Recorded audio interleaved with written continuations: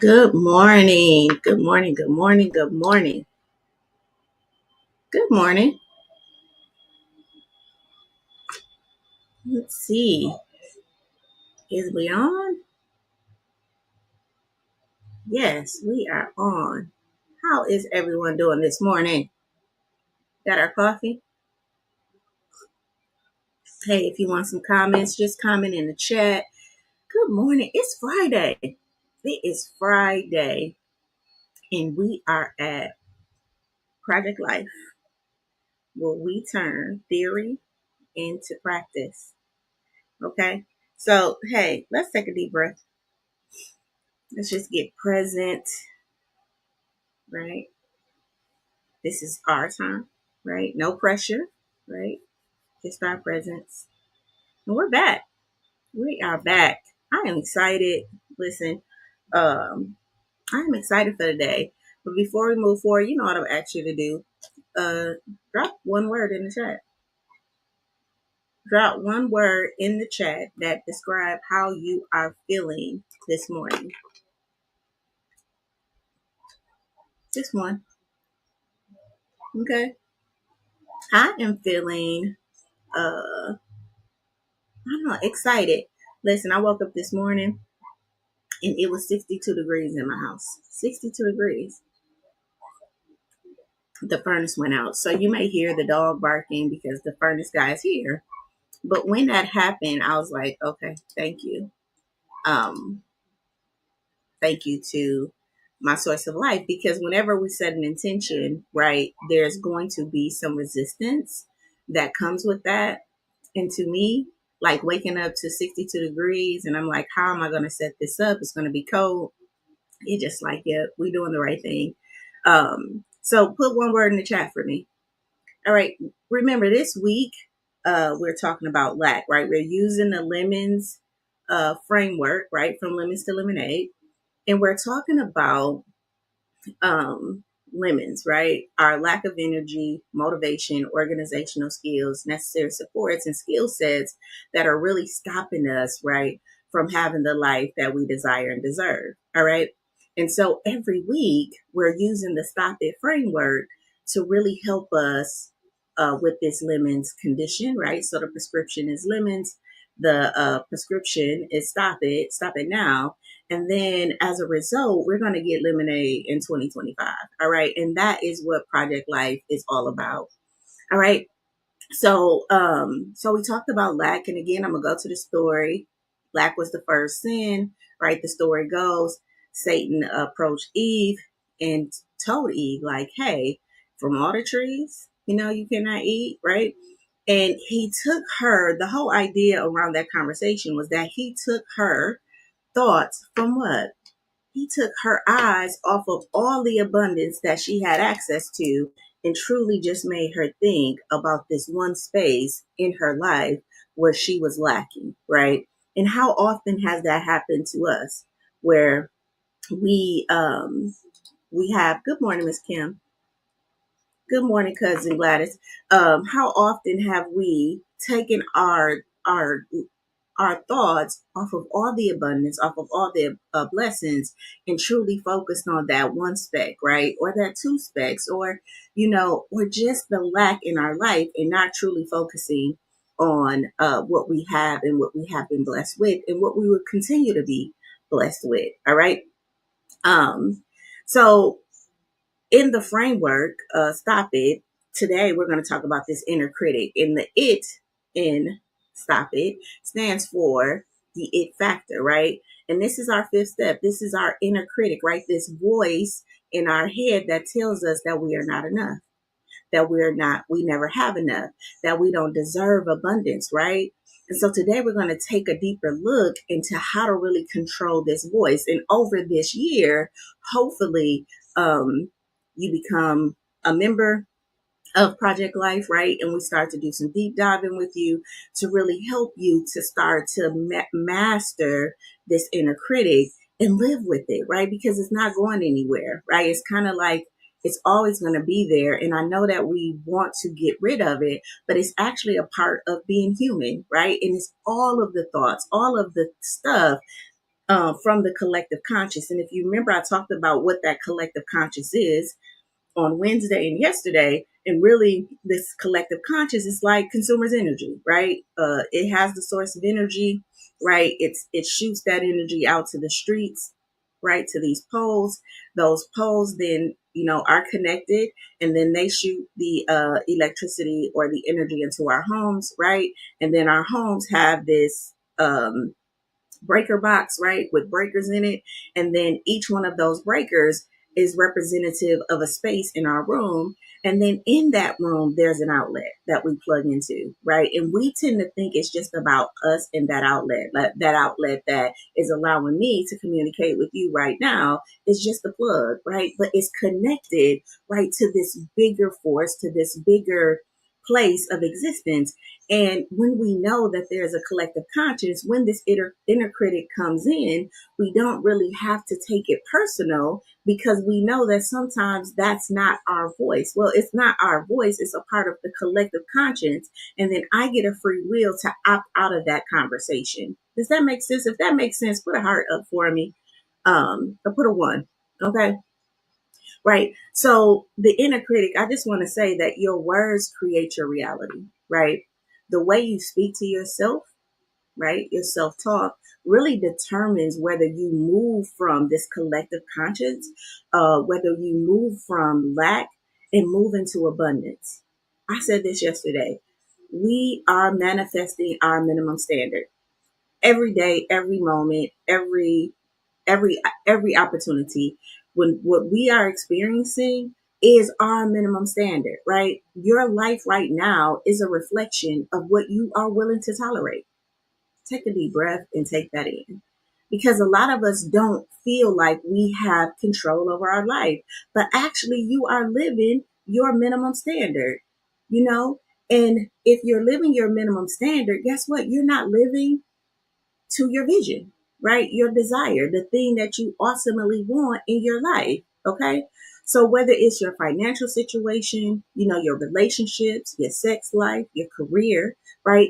It is always, you are always expressing your minimum standard, right? It's a dance where we are learning to no longer truly accept or tolerate what doesn't serve us anymore. And we have the right to upgrade this minimum standard.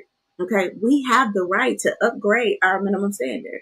But if we are not doing the work, right, and if we don't know how to do that, then we're going to continue to repeat this pattern. And that's what I talked about yesterday. And just know that the thoughts or whatever got you here, right, it won't take you there. So something has to change. And the biggest thing that has to change is this inner critic, this inner dialogue, right? So tell me this, what does your inner critic say to you the most, right? Does it tell you that, I'm not, I'm not good with money, right? I can never catch up. I always mess things up, right? Right. I remember when I was younger, I did hair, and I'm always going to give a story because my hope is that in my stories that you can find a story that either matches it or mimics it, so you can go on your own journey in your head and think about a time when something similar or similar happened. Okay, thank you for that heart and one, Kim. So when I was younger, I did hair, and when I did hair, like money was coming, right? Anybody that know me know I would just have like pockets full of money because I would just get done doing a person hair, just stick the money in my pocket. And at night I would get really tired. So sometimes I wouldn't take the time to like count my money. And my mom would wash our clothes. And sometimes some of that money would be, she would find it in a washer. Or, my little brother would be sneaky and he'll come take my smaller little brother, he would take some of it, right? And so my mother would always say, "You're not good with money. You are just not good with money. Your money is everywhere." Now, being a 16, 15, 16, 17-year old, hearing that over and over again, it became a pattern, like a belief in me that I was not good with money. All right. So what do you think happened when I became an adult? Right? Even though I made an abundance of money, and even though I accumulated an abundance of assets, right? Homes, cars, you know, sometimes I was paying for college and all of that. There still was this little voice in my head that was like, whenever something didn't get paid or didn't get addressed or I couldn't go somewhere, right? That voice would come up. I'm not good with money. Though that balance in life would show up because it needed to, right? To help me redirect my goals or refocus or recalibrate, right? But I didn't see it at the time as an opportunity for me to grow, shift, learn, right? I saw it as validation that I was not good with money. Okay. And so then I had to get a money coach, right, to really help me to start working through my money story and really stop the stories I was telling myself. And those stories was triggering this feeling of lack and not enoughness around my money, right? Which created this obstacle where I started treating money like it was my side chick. Like I really don't need you, but I really do need you. And, you know, which developed this pattern where money came in real fast and money left out real fast. All right. So you drop something, think about what your inner critic told you the most and how that became a pattern and how we can pin that in our head so that you can, right, change that dialogue. All right. Because you do have the power to change those thoughts. Right. So our guiding voice today, thank you. Thank you. Our guiding voice today, our guiding verse today, right, is Proverbs 18 and 21. All right. Again, just using scripture because I feel like it is so powerful. I think you can find anything to support what you have to say in the Bible. All right. So our guiding verse today is Proverbs 18 and 21. Death and life are in the power of the tongue, and those who love it will eat its fruit. Honey, listen. Death and life is in the power of the tongue, and those who love it will eat its fruit. What is that telling us? What is that telling us? So we know that Proverbs, right, is full of wisdom, practical guidance, and life principles, right? So this 18:21 verse really highlights the immense power of words. What we speak, right, over ourselves and others have the ability to create life or bring destruction. Listen, when I'm working with parents who are frustrated with their kids, and I hear them say things like, that's what they did, or like, and I'm like, okay, let's talk about this because we love our kids, or even friendships or relationships. I am very conscious with my clients, like, hey, the death and life is in the power of the tongue.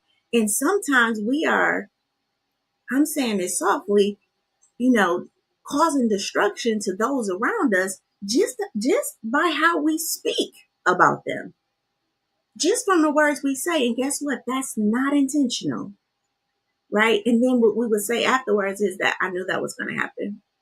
I told you that was going to happen, not realizing that maybe my words was a contributing factor to that individual's destruction or, right, or life. Okay. All right. So in biblical times, words wasn't just casually spoke, right? They were seen as a declaration that would shape reality, right? So the principle still apply today. What we repeatedly say impacts our beliefs, our emotions, and our actions. Okay. So death and life are in the power of the tongue. Give me a 2. Put a 2 in the chat if that right resonated with you. Like, I am powerful, I am enough. How to end this week of lack with knowing that I have the power to create life or be destructive with my words, right? And so my next goal is to learn how to speak, right? How to speak a language that's in alignment with what I want for my life and those around me. All right. So death and life is in the power of the tongue. Words have creative power. We've probably heard this before. They can either build up or tear down. They can inspire hope or reinforce fear. Okay. All right. So negative self-talk, it fuels the doubt that already exists in the collective consciousness, right? The lack that already exists in our collective consciousness. And it can create self-sabotage, right? Procrastination, right? Imposter syndrome, right? So while positive faith-filled words actually reinforce, right, abundance, confidence, and purpose that also exist in the collective consciousness, right? The verses that I'm giving you are, I'll say, if you don't have a word, right, we can insert scripture here, right? So if I don't know how to be faithful, then I can say something like, God is my provider, right? Because that is a part of the collective consciousness. Good morning, brother. Um, Yes. And so let's go to the next part of this. And those who love it will eat its fruits, right? So the fruit, or an apple orange, I can't really say the word fruits. I say it a little loopy, but the fruit here represents consequences of our words. So whether positive or negative. So those who love it will eat its fruits. If we speak abundance, faith, and possibility, we will see growth, success, and breakthroughs, right? If we speak doubt, fear, and limitation, we will experience lack, stress, and stagnation. All right. So in essence, you will live the reality of your words you speak. Now, that's even in the sense of, if I know that no weapon formed against me shall prosper, I know that. That doesn't mean that a weapon won't form. Like waking up this morning to 62 degrees in my house, right? But no weapon formed against me shall prosper. It didn't prosper. I called the furnace guy. He here at 8 o'clock. You know, I turned on the heater, the little heater. You may hear it in the back, and we were still good. So even though we speak, even though we are conscious about how we speak, it don't mean that the weapon won't form. It just means that it won't prosper. Why? Because you have a language that is working with you, right? To help to kind of keep it at bay. I see you, right? Thank you for being here. I'm talking about this weapon. Thank you. I appreciate you, right? But there's no space for you here. Okay. All right. I'm going to turn this obstacle into an opportunity for me to what? To overcome, right? And when I do that over and over again, that builds my confidence. That feeds this worthiness, right? And then that aligns with this collective consciousness that says what? I am beautifully, wonderfully made, right? All right. So in essence, you will live in the reality of the words you speak. Now, mind you, a lot of us haven't updated our language in our personal lives. We may have updated it in our professional world, right? And so what we do is we'll code switch. So we'll go into our professional world and we'll speak very articulate, very professional. You know, we will change our tone so that we don't come across intimidating, right? And so we will, speak the genre of whatever field we are in, right? But then when we go back into our personal lives, we will code switch back to the language of our forefathers, the language of our grandmothers, our mothers, our communities, right? And then we will synthesize, meaning the experience that I experienced at work or with my colleagues or in my life experience, I will synthesize that, which means I will take from it and then I will use my words, right, to make sense of it. And if my words are words of lack, then I'm saying things like, oh, I can't stand this job. It really irks me, right? And so we're taking this experience and now in our personal life, we are adding emotions to it. And we're using words like, it's stressing me out. I just can't stand it. I don't make enough money, right? And we're justified in the way we speak and synthesize that um, because that's how we feel. And I'm not saying that's not true. But I'm saying that there is no one-sided coin. So you cannot be having a lack experience without also experiencing an abundance experience. So how do I change my language? Well, what is my work providing me with? The ability to drive this car, the ability to turn on these lights, honey, the ability to have these clothes on, the ability to feed my kids. And in all of that, I can focus on what I'm grateful for until an opportunity comes where my work life can change and shift. All right. So how does this connection, or first, the 3 in the chat if that makes sense. If you with me on that, put a 3 in the chat and then put a little heart behind it because you felt that. All right.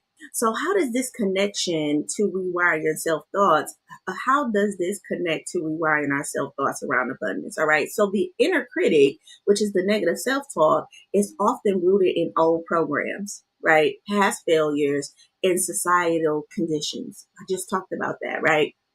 In your words always reinforce lack, like I never have enough, I'm not good enough, success is hard for me, I can't do that, I'm not a good learner at that, that's not something I typically would do, I'm uncomfortable with it, right? And then our subconscious mind, or this collective conscious, will accept it as true, right? So to rewire yourself talk around abundance, you must intentionally speak life, right, into every circumstance. And how do we do that? Sometimes it's simple as just gratitude. I'm just thankful to have this experience, right? All right. So some practical applications for an abundance mindset. Catch. So I like to say I have this thing, and if you bought the book Stop It Now, it's on Amazon, Stop It Now with Sheila Little, right? I talk about this art of life, this ART, right? Become aware, right? Release, right? Release the old story and then take a different action or talk a different way. Okay. So how does that look in this breakdown? So catch and replace your negative thoughts, right? Your negative self-talk. So identify common patterns you say about money, success, and self-worth, right? And instead of saying, I can't afford that, I can't do that, I'm not good at that, we're going to say, I'm resourceful and opportunities are always available. Listen, even if I don't at that time believe it, this is where we extend what? Faith, right? Because faith is evidence, right? What does the scripture say? Um, Hope of evidence appearing real. I think that's what it says, right? So it's not that I have this thing, but I'm believing that it is true for me today. All right. We're going to speak affirmations, right? I attract abundance. My words shape my reality. I choose to speak life, right? Opportunities flow to me because I'm aligned with success. All right. Right. And then we're going to surround ourselves with life-giving words, right? So we're going to listen to either faith-based, faith-based affirmations, right? These scriptures that I'm giving every day, right?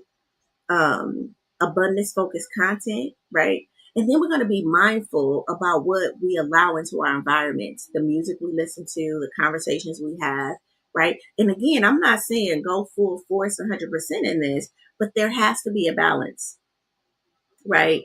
There has to be an intention to upgrade our language if we want to master this inner critic. All right. All right. And then we're going to declare what you want to see, not what you fear experiencing. All right.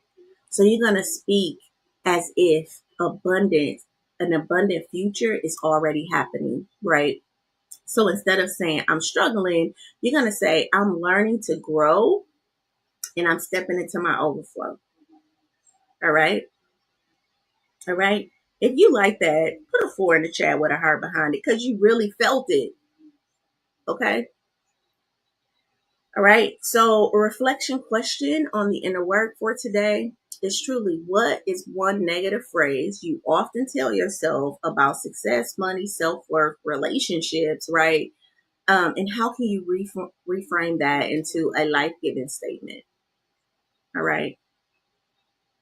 All right. So what is one negative phrase, right, that you hear in your mind, right, that you can reframe um, about success, money, and self-worth?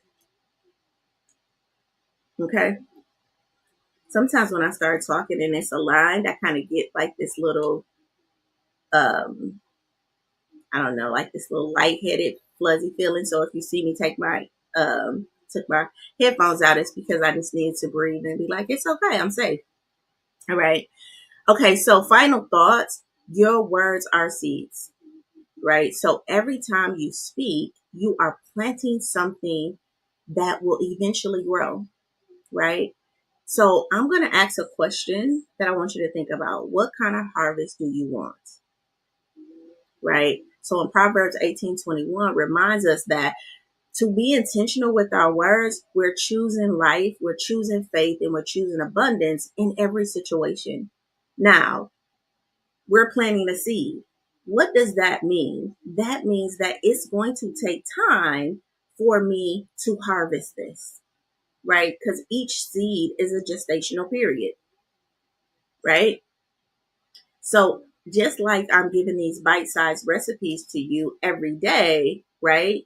And over time, you will start to see the shift happening. Once you start to update your language, over time, it's going to happen. And I always tell, my clients and people that I'm around, we typically will overestimate what we can accomplish in a year, right? But we underestimate the power of just giving ourselves 3 years, right? So I'm, 46. By the time I'm 49, right? If I plant a seed, by the time I'm 49, I could possibly be the probability of me experiencing that is in the 90%, right? In some way, shape, or form. But if I don't start to speak, right, life in certain areas of my life, the probability of me experiencing what I'm experiencing right now, my minimum standard, in 3 years is 100%. I will still be right here repeating the same thing. All right. And that's where the stop and now framework came about. And that's why Project Life is here. And that's why the condition of lemons, we insert this prescription of stop it now so that we can make lemonade in our life. All right. So rewiring our self-talk, I just want you to write down one negative phrase your inner critic says often. And then I want you to rewrite that phrase as if you were speaking life into yourself. All right.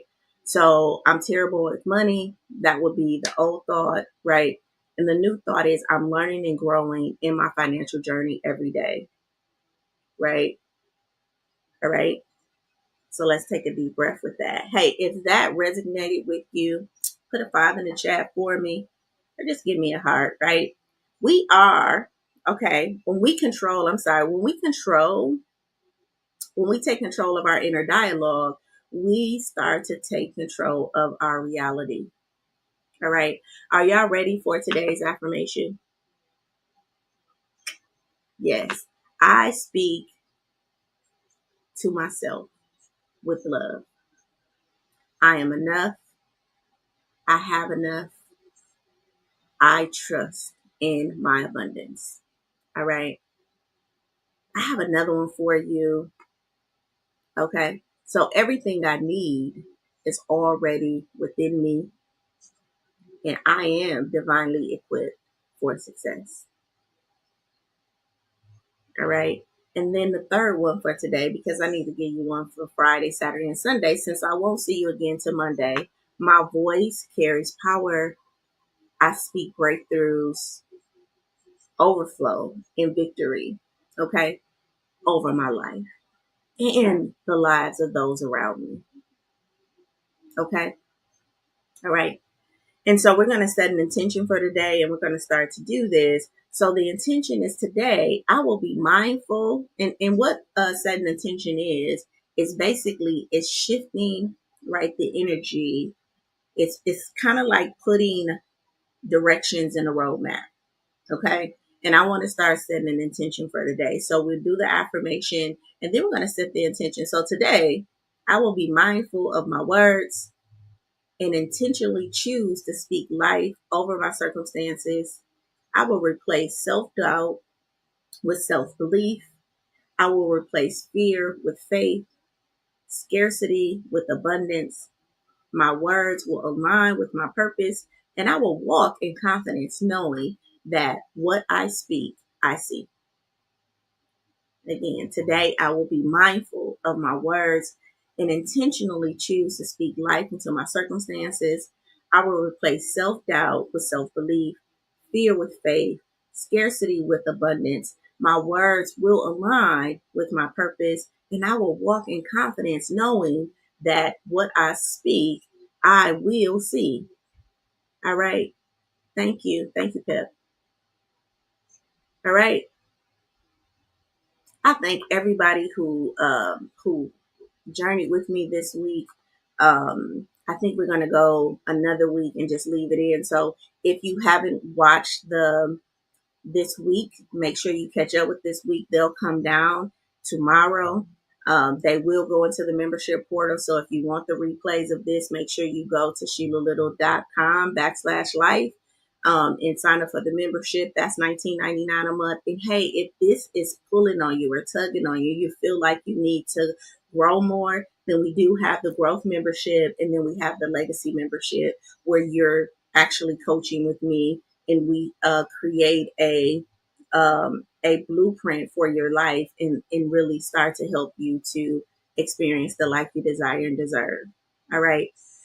So our challenge for today, every time you catch yourself speaking negatively about yourself, your finances, your future, or your loved ones, pause and reframe it into abundant statement. Okay? So instead of saying I'm struggling with money, they get on my nerves, that's what they get.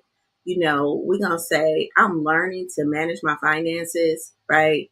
And I'm going to bless them or give them compassion. And I hope they learn how to do better the next time. All right. If this session resonated with you, drop a fire in the chat for me. Let's celebrate your growth. And remember, if you can shape it in your mind, you can have it in your life, right? This is Project Life, where we are turning theory into practice, honey. I love you guys, and I will see you on Monday. Well, I see you on Sunday. No, Sunday is Super Bowl, so I'm not doing Sunday, but I will see you on Monday. Have a great weekend. Till later.